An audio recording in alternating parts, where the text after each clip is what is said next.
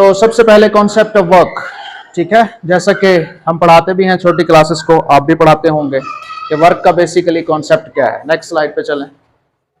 Daily life में हम बहुत सारे वर्क्स की बात करते हैं, लेकिन वो एक्चुअली वर्क होते नहीं हैं फिजिक्स में।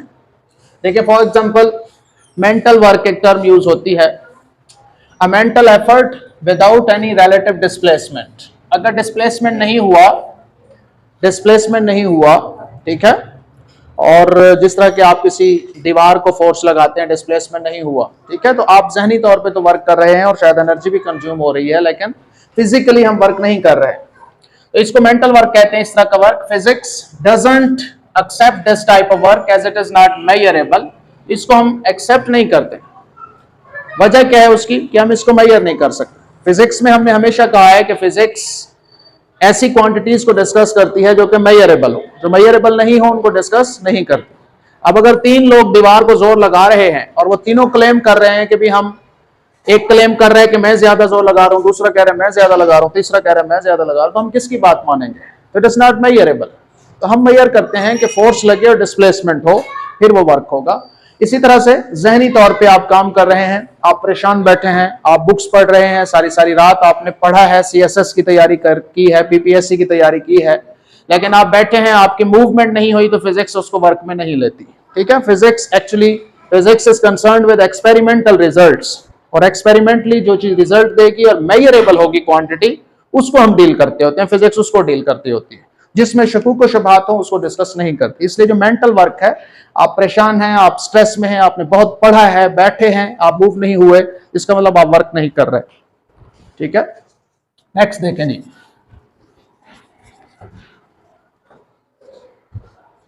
नेक्स्ट है जी फिजिकल वर्क, जो कि एक्चुअल वर्क होता है। In physics work is done only when a force, जब एक फोर्स इज अप्लाई होती है on the body and displaces, और उसको डिस्प्लेस भी करे, it in the direction of force की डायरेक्शन के अलोंग। ठीक है, ये आपके सामने है, सिंपल सा कॉन्सेप्ट है कि ये एक बॉडी है, इसको आप फोर्स लगाते हैं उसी डायरेक्शन में, फोर्स भी उसी डायरेक्शन में है और ये डिस्प्लेस भी उसी डायरेक्शन में हो रहा है। ठीक है, तो ये सिंपल वर्क है ये। और ये सिंपली आप कैसे फाइंड करेंगे? ये फाइंड करेंगे कि आपने जब किसी बॉडी के ऊपर फोर्स लगाई, ठीक है, और डिस्प्लेसमेंट भी उधर ही हुआ जिधर फोर्स है, तो सिंपली आप फोर्स की और डिस्प्लेसमेंट की मैग्नीट्यूड को मल्टीप्लाई कर देंगे, तो ये आपका वर्क होगा। ठीक है, असल वर्क है ही यही, बस है। तो फिजिक्स देखती है एक्सपेरिमेंटली कि आपका वर्क कब सही तरीके होगा। तो आप देखें कि वर्क कब सही होगा, तो हम सब जान रहे हैं, हम सब जानते हैं कि जब भी फोर्स पैरेलल टू डिस्प्लेसमेंट लगे तब वर्क सही होता है, मैक्सिमम होता है। तो इसीलिए जब भी किसी बॉडी के ऊपर फोर्स लगाएं और डिस्प्लेसमेंट भी उधर ही हो, along the direction of force, तो सिंपली फोर्स की वैल्यू और डिस्प्लेसमेंट की वैल्यू को मल्टीप्लाई कर दें तो वर्क होता है। ये फिजिक्स ने कंक्लूड किया है। फोर्स कितनी है? फॉर एग्जाम्पल 10 न्यूटन, और फासला कितना तय हुआ है यहां से यहां तक, फॉर एग्जाम्पल 10 मीटर, तो आपके पास 100 जूल वर्क आ जाएगा। ठीक है, तो वर्क सिंपली फोर्स और डिस्प्लेसमेंट का प्रोडक्ट होता है जब आप फोर्स डिस्प्लेसमेंट की डायरेक्शन में लगा रहे हो और फोर्स भी लगे और डिस्प्लेसमेंट भी हो। तो ये सिंपल डेफिनेशन है वर्क की जी वकार। लेकिन अगर आप फोर्स पैरेलल नहीं लगा रहे, फॉर एग्जांपल डिस्प्लेसमेंट इस तरफ होगा लेकिन फोर्स आप टेढ़ी लगा रहे हैं, जिस तरह कि इसमें भी आप देख रहे हैं, जाहिर है ये शख्स, इसका कद बड़ा है, ये जब इसको खींचेगा तो इस तरह से खींचेगा, ये सो के फ्लैट होके इस तरह से तो नहीं खींच सकता, वो अपनी आसानी देखेगा। तो जो फोर्स इस तरफ लगाएगा, डिस्प्लेसमेंट इस तरफ होगी, तो फिर क्या होगा? तो फिर आप जानते हैं फोर्स इस तरफ, डिस्प्लेसमेंट इस तरफ, तो फोर्स के कंपोनेंट्स बनाएंगे। ये फोर्स है, इसका एक कंपोनेंट ये होगा जिसको हम यूं भी लिख लेते हैं, और एक कंपोनेंट ये होगा। ठीक है, तो ये कंपोनेंट जो है वो एफ साइन थीटा है, जो कि थीटा के सामने है, और ये कंपोनेंट जो कि डिस्प्लेसमेंट के पैरेलल है, ये एफ कॉस थीटा। तो हम देखते हैं कि ये कंपोनेंट वर्क नहीं कर रहा।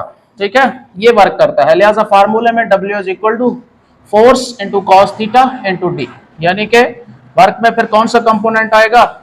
एक तो डिस्प्लेसमेंट की मैग्नीट्यूड आएगी, और फिर फोर्स का वो कंपोनेंट आएगा जो वर्क में हिस्सा ले रहा है, जो उसको डिस्प्लेस कर रहा है, वो एफ कॉस थीटा। ठीक है, तो यहीं से फिर F D cos of theta बना था।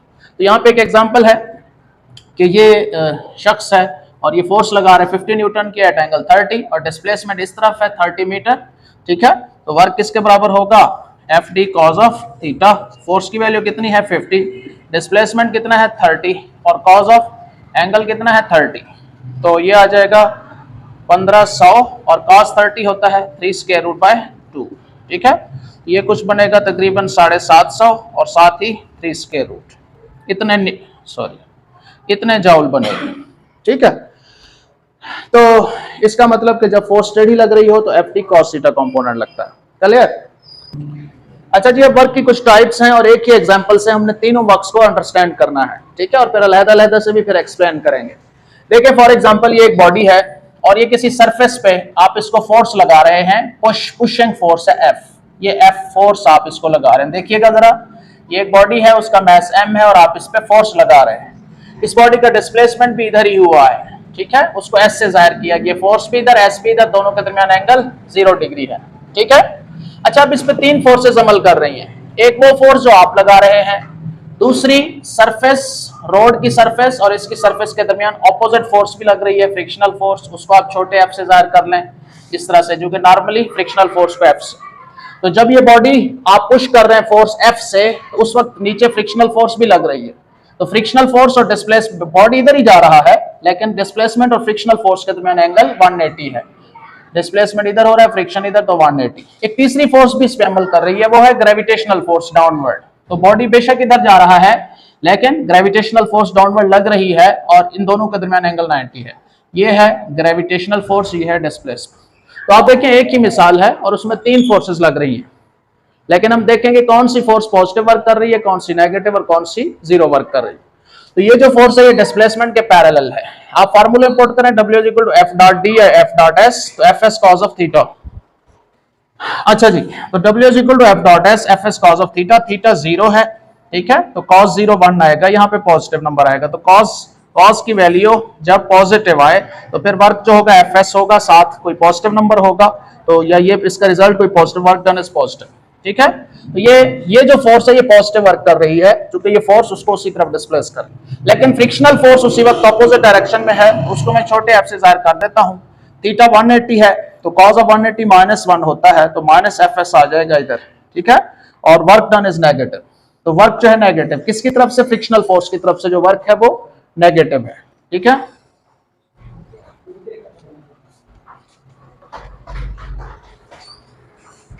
अच्छा जी इधर देखें, तो इधर देखें जब ये बॉडी इधर मूव कर रहा था उस वक्त ग्रेविटेशनल फोर्स भी लग रही थी, लेकिन ग्रेविटेशनल फोर्स और डिस्प्लेसमेंट के दरमियान एंगल 90 है। जब थीटा 90 हो तो cos 90 0 होता है, तो वर्क जो होगा 0 होगा। तो ग्रेविटेशनल फोर्स कोई काम नहीं कर रही। तो हमने देखा है कि एक ही एग्जांपल में हमने ये समझा है कि कब फोर्स, कौन सी फोर्स काम कर रही है पॉजिटिव और कौन सी नेगेटिव और कौन सी कोई काम नहीं कर रही। समझ आ गई इस बात की? तो ये एक एग्जांपल से काफी बातें समझ आ जाती है।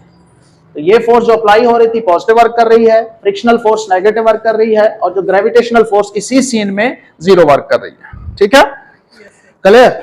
आगे चलें जी। जी सारा कुछ पूछना था?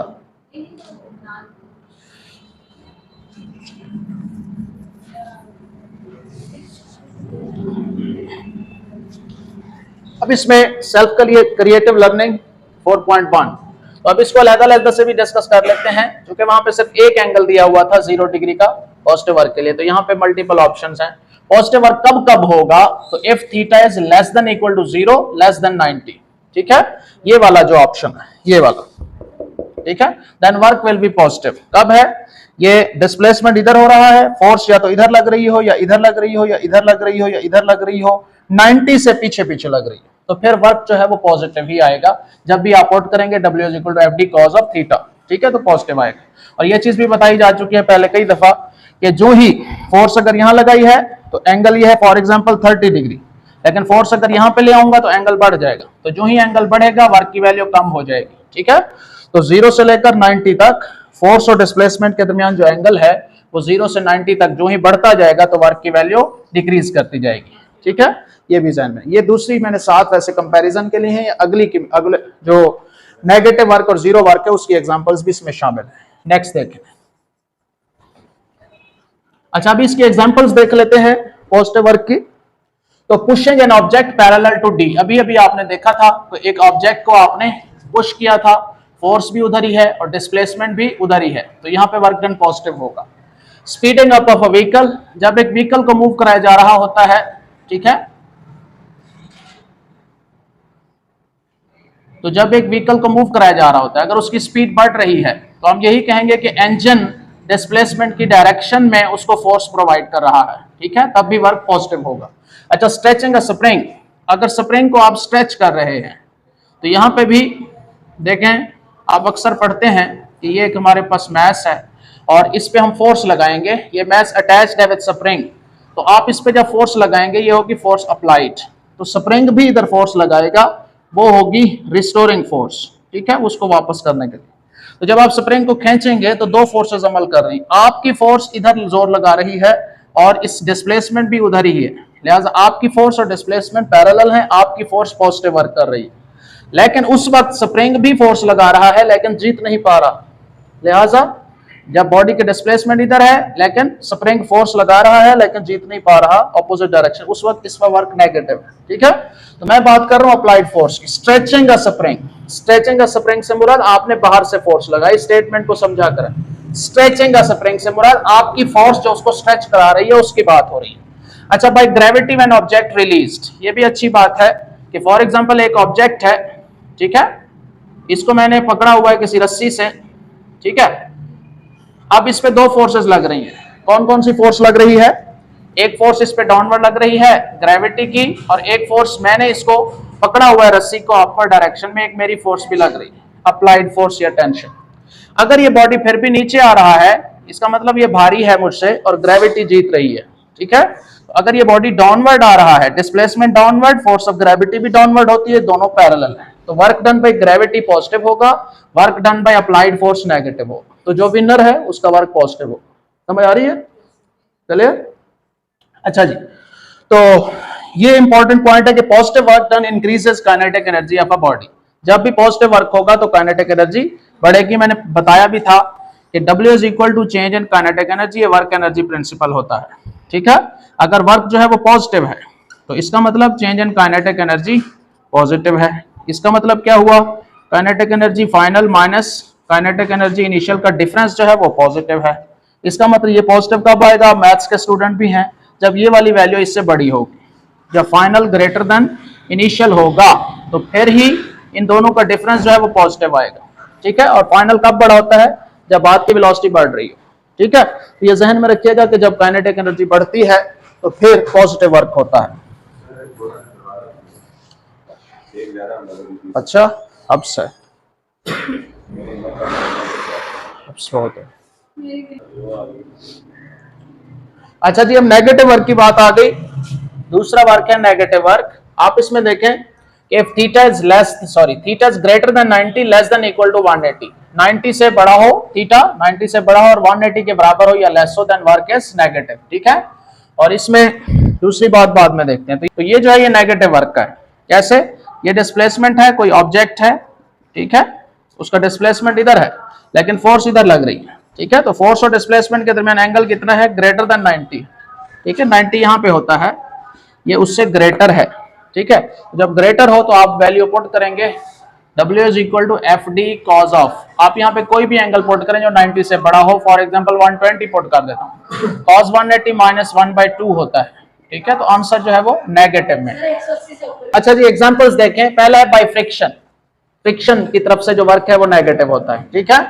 अच्छा, by gravity when object is lifted, काम की बातें हैं कि ये ऑब्जेक्ट अब आप लिफ्ट कर रहे हैं, अपवर्ड जा रहा है, तो फोर्सेस अब भी दो लग रही हैं, एक आप फोर्स लगा रहे हैं रस्सी को पकड़ के और एक ग्रेविटी लगा रही है डाउनवर्ड डायरेक्शन, लेकिन ये बॉडी किधर जा रहा है? इसकी डिस्प्लेसमेंट अपवर्ड डायरेक्शन, तो डिस्प्लेसमेंट जिस डायरेक्शन में होगा उसका वर्क पॉजिटिव होगा, ग्रेविटी डिस्प्लेसमेंट के ऑपोजिट है, इसका वर्क नेगेटिव होगा, ठीक है, वो वहां। अच्छा, by gravity when object is lifted, जब ऑब्जेक्ट को आप अपवर्ड लिफ्ट करेंगे तो ग्रेविटी नेगेटिव वर्क कर रही होगी।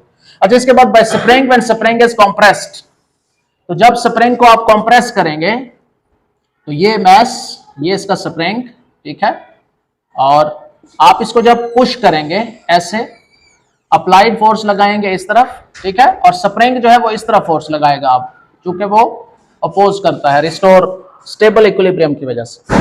अब ये किधर जा रहा है? इसका डिस्प्लेसमेंट किधर है? तो स्प्रिंग का डिस्प्लेसमेंट जो है वो इस तरफ है, तो अप्लाइड फोर्स की डायरेक्शन में। जैसे अप्लाइड फोर्स पॉजिटिव वर्क कर रही है, लेकिन रिस्टोरिंग फोर्स जो है वो नेगेटिव वर्क कर रही है। ठीक है, बाय स्प्रिंग का मतलब बाय रिस्टोरिंग फोर्स। अच्छा जी, negative work done decreases the kinetic energy. जब नेगेटिव वर्क होगा तो इसका मतलब काइनेटिक एनर्जी डिक्रीज कर रही है। समझ आती है ना इस बात की? तो work done is equal to change in kinetic energy. तो वर्क जब नेगेटिव आएगा तो change in kinetic energy negative होगी, यानी कि kinetic energy final minus kinetic energy initial, इनका जो डिफरेंस है वो नेगेटिव आएगा। और इसका मतलब वही है कि काइनेटिक एनर्जी फाइनल लेस है काइनेटिक एनर्जी इनिशियल से, और इसका मतलब फाइनल वेलोसिटी लेस है इनिशियल से। अच्छा जी, इधर देखें तो जीरो वर्क है, theta is equal to 90 degree. ये एक केस है अफीफा, वर्क जीरो का ये पहला केस है। If theta 90 then work zero. ठीक है, दूसरा क्या है भाई जी अफीफा बताओ? एफ फोर्स जीरो हो, अगर फोर्स जीरो हो तो भी वर्क होता है F d cos of theta, तो फोर्स की जगह जीरो लगेगा तो आंसर जीरो है। अच्छा, तीसरा है डिस्प्लेसमेंट जीरो हो तो work is equal to F d cos of theta, ये डिस्प्लेसमेंट जीरो हो तो वर्क जीरो होगा। ठीक है, तो ये वर्क की कुछ कंडीशंस है। क्लियर? अच्छा, अब इसमें ये वाला जो केस है थीटा 90 है तो वर्क जीरो है, ये इसी की एग्जांपल है। क्लियर?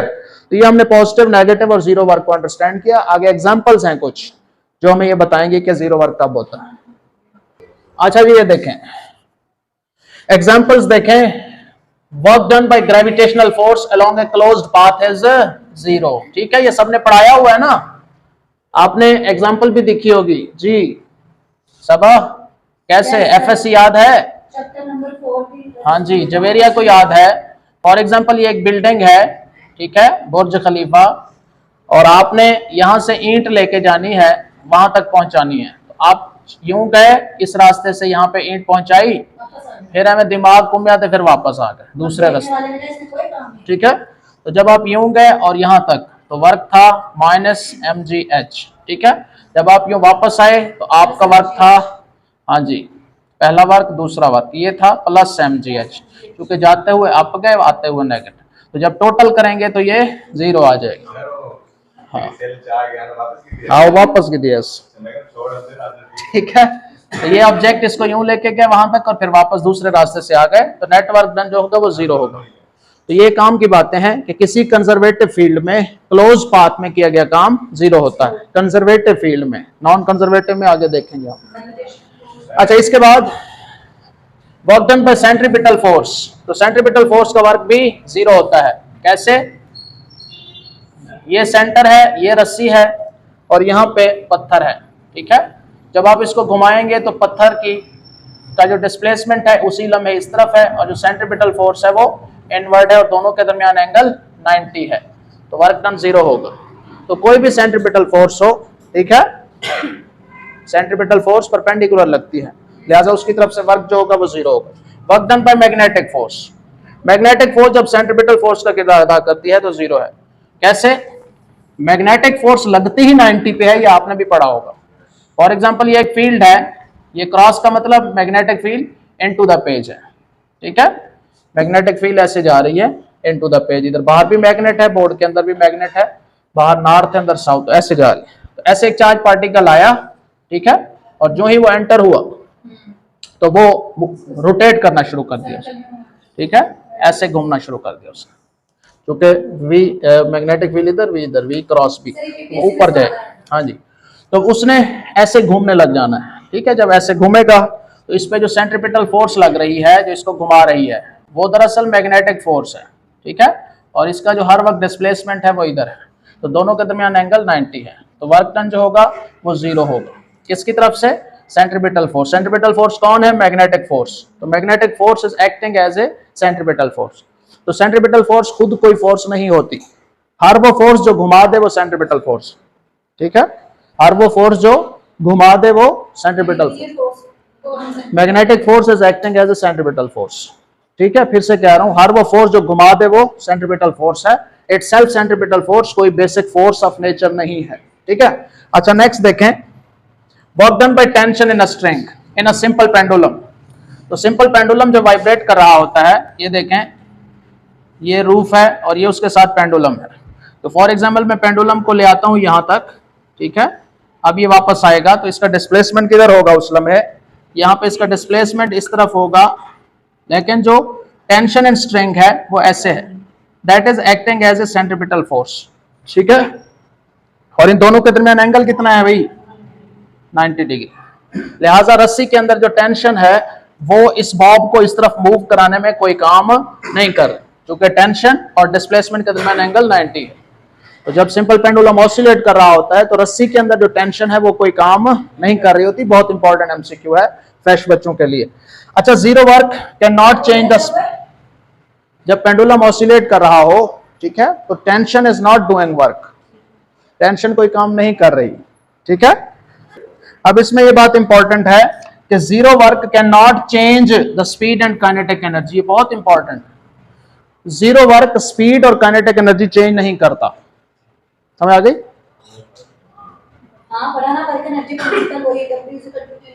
तो अभी आप देखें सेंट्रीपिटल फोर्स जो घुमा रही थी, ठीक है, सेंट्रीपिटल फोर्स जो घुमा रही थी। अब देखिएगा जरा, ये पत्थर था, ये सेंटर, ये रस्सी, ठीक है, ये मैस एम है, इसका डिस्प्लेसमेंट यहाँ पे इधर था, सेंट्रीपिटल फोर्स। सेंट्रीपिटल फोर्स चाहे कोई भी हो, चाहे वो टेंशन हो, चाहे वो मैग्नेटिक फोर्स हो, कुछ भी हो, ठीक है, जो घुमा रही। तो ये जो फोर्स है सेंट्रीपिटल फोर्स, ये उसकी स्पीड नहीं चेंज कर रही।